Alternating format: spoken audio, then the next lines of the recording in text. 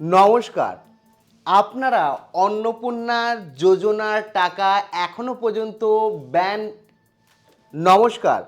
আপনারা অন্নপূর্ণা যোজনার টাকা এখনো পর্যন্ত আপনাদের ব্যাংক অ্যাকাউন্টে পাননি?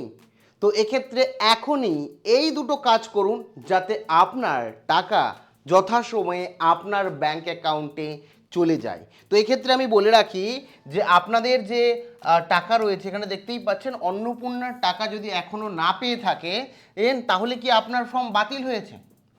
না, আপনি যোগ্য কিন্তু টাকা পাচ্ছেন না। যদি যোগ্য হন আর টাকা না পান তাহলে এখনই করুন যে দুটি স্টেপে আপনি এখনই যেটা বলবো সেটা করে ফেলুন, বাড়িতে বসেই করুন এখন, এবং 3,000 টাকা আপনি সরাসরি তাহলে পেয়ে যাবেন এবং জানতেও পারবেন এবং যথাসময়ে অ্যাকাউন্টেও ঢুকবে। কি আপনাকে এই মুহূর্তে ঘরে বসে অনলাইনে বা ঘরে বসে করতে হবে সমস্তটা বিস্তারিত জানাবো অন্নপূর্ণা ভাণ্ডারের টাকা পাওয়ার জন্য। আমি চাই আপনারা যাতে প্রত্যেকে অন্নপূর্ণা ভাণ্ডারের যে সরকারি প্রকল্প তার দরুন মাসিক 3,000 টাকা আপনার ব্যাংক অ্যাকাউন্টে পেয়ে যান।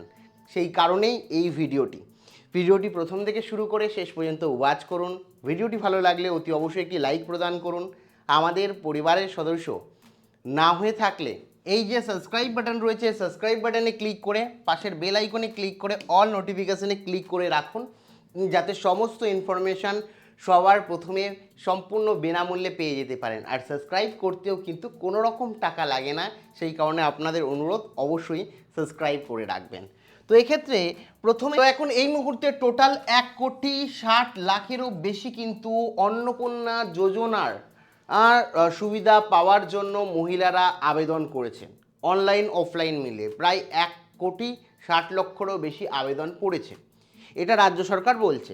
যার মধ্যে 1,30,00,000 ও মানুষ কিন্তু যোগ্য ও যাদের টাকা অলরেডি পাঠানো হয়েছে, এবং এর মধ্যে আপনি থাকলে কোনো চিন্তার বিষয় নেই। কিন্তু যদি এই 26 লক্ষ মানুষের মধ্যে আপনার নাম থাকে তাহলেই চিন্তার বিষয়। কাদের নাম রয়েছে বলছি, এখানে 26 লক্ষ ও নাম ফর্ম কিন্তু ইতিমধ্যে বাতিল হয়ে গেছে।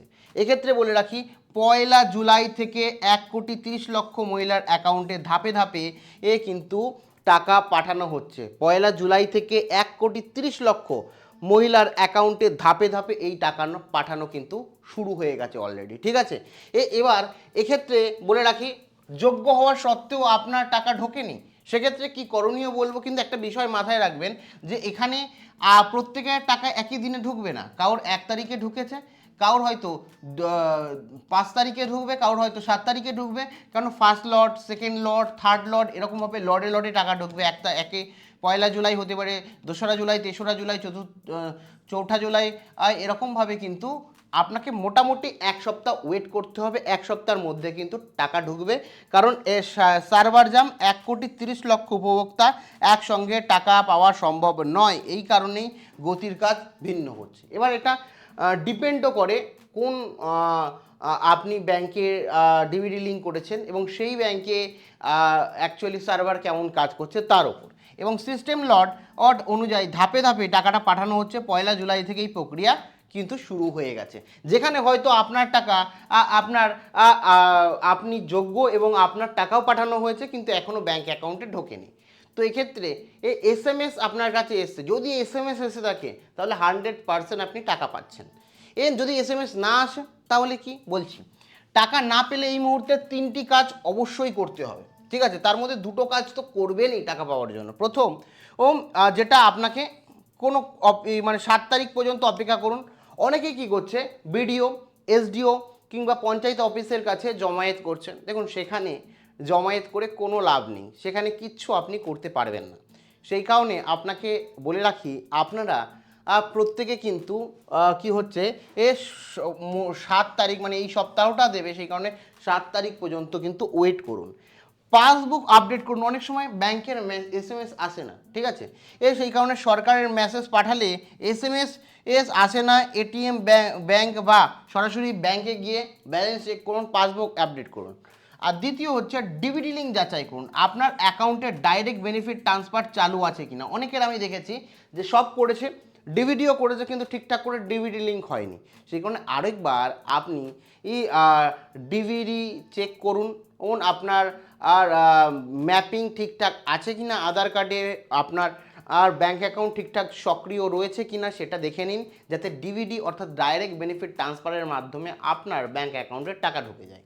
ঠিক আছে, এবার বলে রাখি এই সবথেকে বড় বাধা আপনার অ্যাকাউন্টে ডিভিডি চালু না থাকা। বেশিরভাগ ক্ষেত্রে এটাই হয়েছে, ডিভিডি চালু করেছে ঠিকঠাক ডিভিডি হয়নি।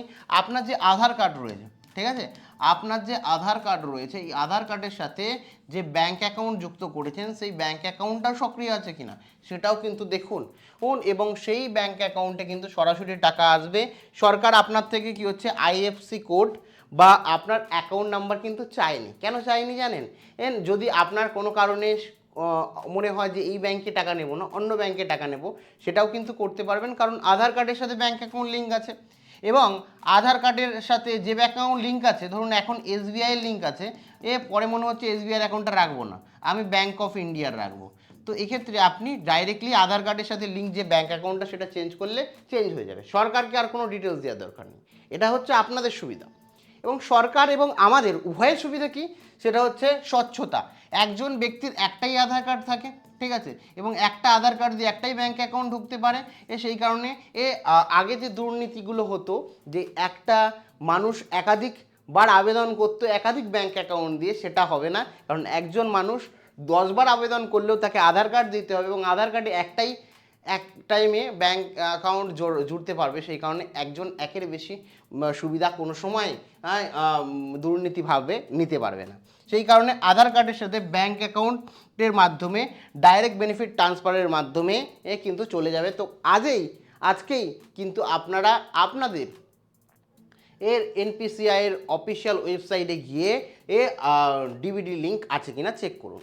তারপরে দেখুন আপনার অনলাইনে স্ট্যাটাস কি বলছে। অনলাইন স্ট্যাটাস কি হচ্ছে, সাবমিটেড দেখাতে পারে, রিভার্টেড দেখাতে পারে, আর রিজেক্ট দেখাতে পারে। যদি সাবমিটেড দেখায় মনে রাখেন যে আপনি ভালো, মানে আপনার ক্ষেত্রে ভালো, ভেরিফিকেশন সফল হয়েছে, আপনার টাকা ইতিমধ্যেই পাঠানো হয়েছে, এটাই। কেন বেশিরভাগ সাবমিটেড যাদের দেখাচ্ছে তাদের টাকাই কিন্তু পাঠানো হয়েছে। আপনার যদি রিভার্ট দেখায় এর অর্থ হচ্ছে আপনার জন্ম তারিখ, আধার কার্ড বা আপনার কোনো নামে কোথাও না কোথাও কিছু না কিছু ভুল আছে, যার কারণে অরিজিনাল ডকুমেন্ট নিয়ে আপনাকে বিডিও অফিসে যেতে হবে। তো এটা আপনি দেখুন। একই সাথে আপনার যদি রিজেক্ট হয় তার মানে আপনি এই যোজনার শর্ত পূরণ করেননি, অর্থাৎ আপনি যোগ্য নয়। করণীয় কি, আবেদনের সম্পূর্ণ বাতিল, আর কিছু করার নেই। যদি একবার রিজেক্ট হয়ে যায় তাহলে আর কিচ্ছু করার নেই। এই ফার্স্ট ধাপ হলে আপনার জন্য খুব ভালো। সাবমিটেড দেখালে, রিভার্টেড দেখালে আপনি কারেকশন করলে, রিসাবমিট করলে টাকা পাবেন। আর রিজেক্ট দেখালে আর কিচ্ছু করার নেই, সরকার বলছে আপনি সরকারি সুবিধা পাওয়ার যোগ্য নয়, সেক্ষেত্রে দ্বিতীয়বার আর আবেদন করতে পারবেন না একবার রিজেক্ট হলে। এখনও পর্যন্ত কোনো অপশান নেই। এবার বলে রাখি যে বাতিলটা কেন হচ্ছে। প্রথম কথা হচ্ছে যদি আপনার বয়স 20-র নিচে কিংবা 60-এর বেশি হয়ে থাকে। অনেকেই আমাকে বলছো যে আমার 1 মাস বাকি 25 বছর হতে, বা এতদিন বাকি, তো এর কোনো মানে নেই। আপনার 25 বছরের থেকে একদিন বেশি হতে হবে আর 60 বছরের থেকে কম হতে হবে। তো 25 থেকে 60-এর মধ্যেই যারা, তারাই কিন্তু পাবে। 25 থেকে 60-এর বাইরে যারা রয়েছে তারা আবেদন করেছে, অ্যাপ্লাই তো করে ফেলেছে, কিন্তু তাদেরটা রিজেক্ট হবে। এবং সরকারি চাকরি পরিবারের কেউ যদি করেন, মানে আপনি যে আবেদন করছে সে যদি সরকারি চাকরি করে তাহলেই রিজেক্ট হবে। আবেদনকারী যদি পুরুষ হয় এবং এক্ষেত্রে 10 লক্ষ পুরুষ যারা ফর্ম ফিল আপ করেছিলেন, অনেকেই করার চেষ্টা করেছেন এখনও, তাদেরও কিন্তু বাতিল হয়েছে যেটা শোনা যাচ্ছে। এখানে 10 লক্ষ, যদিও সরকার অ্যাকচুয়াল স্পেসিফিক ডেটা দিচ্ছে না, মন্ত্রিসভায় এক একজন এক এক রকম বলছে, তো মোটামুটি ধরে রাখেন পুরুষরা যারা আবেদন করেছে তাদের বাতিল রয়েছে। এবং আপনি যদি আয়কর দেন, ঠিক আছে, আপনি যদি আয়কর দেন তাহলেও কিন্তু বাতিল। এছাড়া যেটা রাজ্যের মুখ্যমন্ত্রী শুভেন্দু অধিকারী মহাশয় বলেছে, স্বাস্থ্য ও শিক্ষা নিয়ে আপনার সন্তান সরকারি বা সরকারি অনুমোদিত স্কুলে না পড়লে বা সরকারি টিকা না দিলে, যদি আপনার সন্তান থেকে বাড়িতে 18 বছরের কম বয়সী সে যদি পড়াশোনা করে, সেক্ষেত্রে বেসরকারি স্কুল হোক বা সরকারি স্কুল হোক সেটা সরকার অনুমোদিত হতে হবে। সেন্ট্রাল কিংবা স্টেট সরকার অনুমোদিত বা অ্যাডেড প্রতিষ্ঠান হতে হবে, না হলে পাবেন না। আর দ্বিতীয়ত ভ্যাকসিনেশন কমপ্লিট করতে হবে। এবং যাদের একাধিক বিবাহের সঙ্গে যুক্ত তারা বাদ যাচ্ছে। নাগরিকত্ব যাদের লিস্টে নাম নেই, একাধিক জায়গায় নাম রয়েছে, ভুয়ো ভোটার যারা রয়েছে তারা বাদ যাচ্ছে। যারা মৃত ব্যক্তির নামেও অনেকে আবেদন করেছেন তাদেরও কিন্তু বাদ যাচ্ছে। এবং সবথেকে প্রথম যেটা বললাম, আপনাকে যে কাজটা করতে হবে, ডিবিটি লিঙ্ক চেক করুন, ব্যাংকের বই এগুলো ভালো করে দেখুন, এখানেও এর জন্যও আপনার টাকা না ঢুকতে পারে, এটা চেক করুন। আর দ্বিতীয় যেটা করবেন, আপনার অ্যাকাউন্টটার স্ট্যাটাস কি রয়েছে সেটা সশরীরে গিয়ে ভিড় করবেন না। আপনাদের জন্য হেল্পলাইন নাম্বার দেওয়া হয়েছে সরকারের তরফ থেকে। যে স্ট্যাটাস আপনারা ওখানে জানতে চান, 828208208282082880, এই যে ফোন নাম্বার রয়েছে, এই ফোন নাম্বারে সকাল 10টা থেকে বিকেল 5টা পর্যন্ত সোম থেকে শনি আপনি কল করেন। আপনার যে আইডি রয়েছে, এই অ্যাপ্লিকেশান আইডি রয়েছে, এই অ্যাপ্লিকেশান আইডিটা ফোন কল মারফত বলুন, ওরা ওখান থেকে চেক করে দিলে আপনি বলতে পারবেন। সবাই যে বলে দেবে তা না, হেল্পলাইন নাম্বারে বেশিরভাগ ক্ষেত্রে বলা হচ্ছে। আপনি অনুরোধ করুন যে আপনার এত তারিখে আপনি আবেদন করেছিলেন, আমাকেও কমেন্ট সেকশনে জানান কবে আবেদন করেছিলেন, এবং কোনো প্রশ্ন থাকলেও জানাতে পারেন। তো এক্ষেত্রে এই নাম্বারে ফোন করলে কিছু না কিছু তথ্য আপনারা জানতে পারবেন, যেটা আপনাদের জন্য কিন্তু খুব বেনিফিট হবে। এবার বলে রাখি বিডিও অফিসে কখন বা কিভাবে যাবেন। প্রথমেই বলে রাখি 7ই জুলাইয়ের আগে অযথা ভিড় করবেন না। এখন ভিড় করে কোনো লাভ নেই। প্রথমে পঞ্চায়েত বা পৌরসভায় খোঁজ নিন, তবে বিডিও অফিসে যান। বিডিও অফিসে গেলে কোনো সমাধান কিন্তু এই মুহূর্তে পাবেন না। আমি তো বলবো মোটামুটি 15 দিন যাক, 15 তারিখের আগে দেখুন 15 তারিখ পর্যন্ত টাকা ঢোকে নাকি।